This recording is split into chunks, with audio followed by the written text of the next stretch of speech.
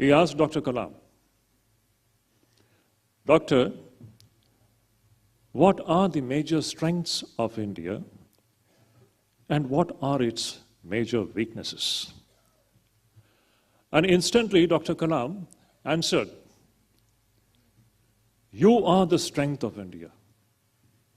And when he said, you are the strength of India, he was referring to the youth of this country. The greatest asset of India today is the youth population. And what about the weaknesses of India? Dr. Kalam gave a beautiful answer. He said that a nation which doesn't have a vision and a mission will be a weak nation and a weak country. Both these answers are very significant. And interestingly, both these answers are directly connected to the root and foundational ideas given by Swami Vivekananda.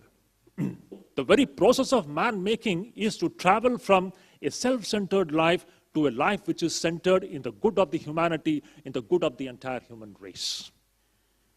And in this, how are we going to do that? Vivekananda gives beautiful ideas. Seva. Why? First of all, Vivekananda says, you see, learn to feel for the sufferings of the other people. If you look into today's India's condition, of course, we have made huge progress in the last few decades. The condition in which we were in 1947, just imagine, we had become one of the most poorest nations in the world. From there, in these 75 years, today we are celebrating Azadi Ka Amrit Mahotsav. In 75 years, India has gone a long way, especially in the last 2 decades. There has been a huge jump ahead. Today we have made a great progress, but still we have a long way to go. Even today, my figures may be wrong. In my estimate, roughly around 15 to 20% of India's population, even today, is living beneath the poverty line. 15 to 20%. My figures may not be exactly right. You can check it out. But it is a considerable number.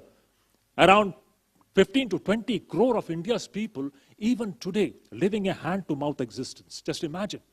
Swami Vivekananda had given the mantra, feel for these poor people. Feel what can we do for them. Feel to the extent that your head begins to reel and you begin to spend sleepless nights. This is the spirit by which we begin to become selfless in life. Our youth of the country today have to imbibe this spirit which Vivekananda has given to us. Feel for the suffering people. And Vivekananda says simply feeling also doesn't work. Anybody can simply feel and sit quiet. Swamiji says feeling is not enough. You have to start planning. Work out. Our youth of this country have to be innovative. They are enterprising. They are intelligent. They are one of the best workforce available today in the entire world. So feeling should be followed by planning. Swamiji says that you have to plan. What can we do for these poor people? How can I bring succor to them? That should be the one concern. Again, Swamiji says, mere feeling and planning won't work. You have to put the plan into execution. You have to implement those ideas. So 3 things Vivekananda says, give these ideas to the youth. He says, feel, plan, and execute that plan and work out those ideas. And when you begin to execute these ideas, you will be facing insurmountable obstacles on the way. Swamiji says, do you have the guts and grits to face these obstacles, even if the whole world stands against you, sword in hand? Will you have the strength to face it and put your resolve into implementation? Can you do that? Then you are my man, Swamiji says. So Swamiji's idea for the youth is that this journey from leading a self-centered life to a nation-centered life, it starts from deep feeling, sympathy, intense feeling for the sufferings of the humanity, and make plans to bring succor to the poor people, and then work it out in action.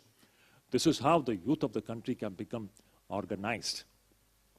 Just imagine 80 crore of India's men and women leading petty, selfish life, only fulfilling their petty aims. How much of this energy is going to be wasted and dissipated, and we remain disorganized.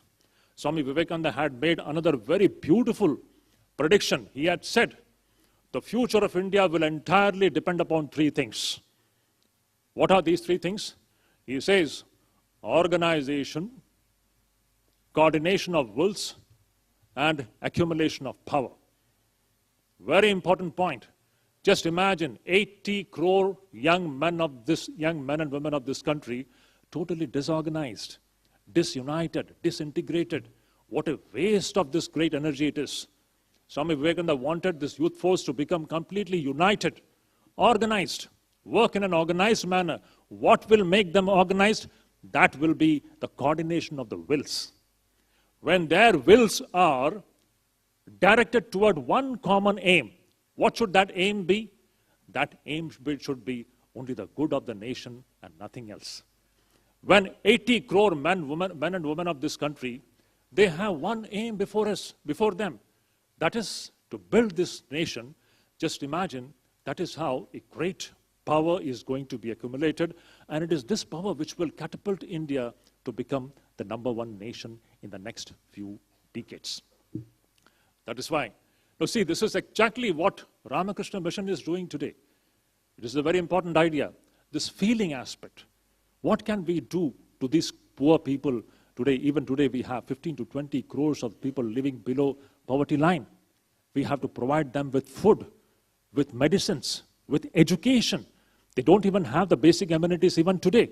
This is what Agami Nirman is also doing in a small way. And there are any number of institutions today dedicated to this great work, driven by Swami Vivekananda's fiery ideas.